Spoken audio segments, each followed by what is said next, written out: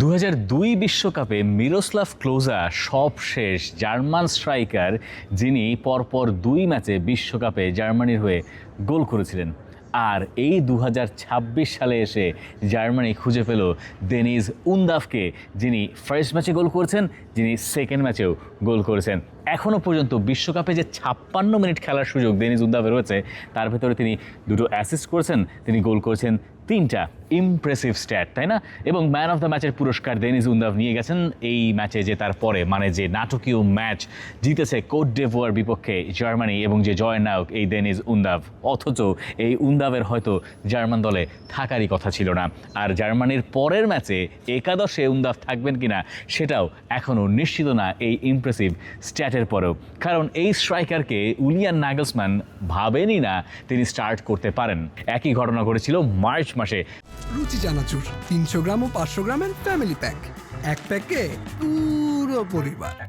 গত মার্চ মাসে যখন ঘানার বিপক্ষে একটা ফ্রেন্ডলি ম্যাচে জার্মানি খেলেছিল এবং সেখানে ডেনিস উনদাফ নিজের ঘরের মাঠ স্টুটগার্টে নেমে গোল করেছিলেন, দলকে জিতিয়েছিলেন। তারপরে ইউলিয়ান নাগলসম্যান জার্মান কোচের কাছে জানতে চাওয়া হয়েছিল যে আপনার দলে তো স্ট্রাইকার সংকট, তো আপনি স্ট্রাইকারকে কেন নেবেন না বা তিনি কেন নিয়মিত স্টার্ট করছেন না।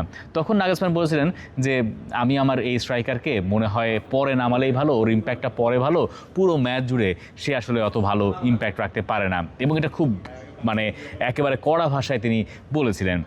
এরপরে তার স্ত্রী, মানে জার্মান কোচের স্ত্রী, তাকে একসময় মনে করিয়ে দিয়েছেন যে তুমি তোমার নিজের প্লেয়ারের কথা এইভাবে এই সমালোচনা সরাসরি মিডিয়ার সামনে কেন করলে।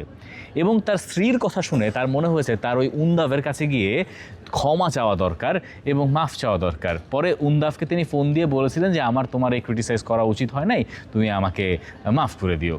খুব ভালো কথা। এই যে ম্যান অফ দ্য ম্যাচের পুরস্কার উনদাফ পেলেন, তিনি আবার এই পুরস্কার পাওয়ার পর বলছেন এই পুরস্কার তিনি দিয়ে দেবেন উনদাফ তার স্ত্রীকে, মানে নট নাগলসম্যানের স্ত্রী, নিজের স্ত্রীকেই তিনি দেবেন। স্ত্রীর কানেকশনটা এখানে বুঝতেই পারছেন।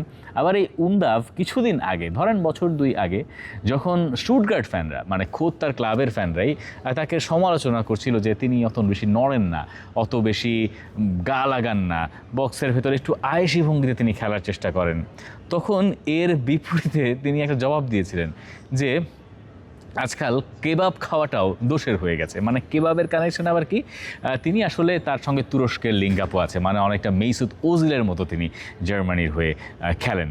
এবং যেহেতু তার ওই টার্কিশ কানেকশন আছে, তাই তার ওই মুটিয়ে যাওয়া ব্যাপারটাকে, যেটা তিনি বলেন যে না তিনি মোটেই মুটিয়ে যাননি বা তিনি মোটেই আয়েসি ফুটবল খেলেন না, ওই একসঙ্গে কানেক্ট করে দেওয়া হয় যে তিনি বোধহয় একটু বেশি কেবাব খান, এই কারণে তিনি আসলে মাঠে বেশি দৌড়ান না। এরকম একটা সমালোচনা সবসময় তার সঙ্গে কাজ করেছে। কিন্তু এই উনদাফ বুঝিয়ে দিয়েছেন যে তিনি আসলে জার্মানির দলে কত বেশি ইম্পর্টেন্ট। মানে জার্মানির এই দলটায় স্ট্রাইকার সংকট তো সেই ক্লোজা যাওয়ার পর থেকেই, কে আসলে নাম্বার 9-এ খেলবেন এই আলোচনার জবাব কি শেষ পর্যন্ত জার্মানি পেল, নাকি নাগলসম্যান এখনও তাকে সাইড বেঞ্চে রাখবেন? এই প্রশ্নটা করা হয়েছিল এই ম্যাচের পরে, মানে যে কোট ডিভোয়ার সঙ্গে জয়টার পরে। তখন নাগলসম্যান বলছেন, 2টো অ্যাঙ্গেলে উত্তর দিয়েছেন।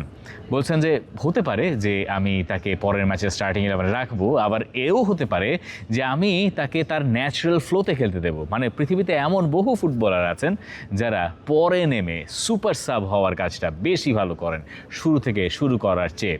এখন ডেনিস উনদাফের ক্ষেত্রে কি ঘটবে এটা দেখার বিষয়। তবে জার্মানি আসলেই সেই নাম্বার 9 পেল কিনা সে প্রশ্ন রাখতে চাই আপনার কাছে। আর উনদাফকে আসলেই স্টার্টিং 11-এ রাখা যায় কিনা সেই প্রশ্ন জানতে চাই জার্মান ভক্তদের কাছ থেকে। For more updates, subscribe to our YouTube channel and click on the bell icon. Follow us on Facebook and Instagram. Download T-Sports app to enjoy exciting games and highlights. Visit tsports.com.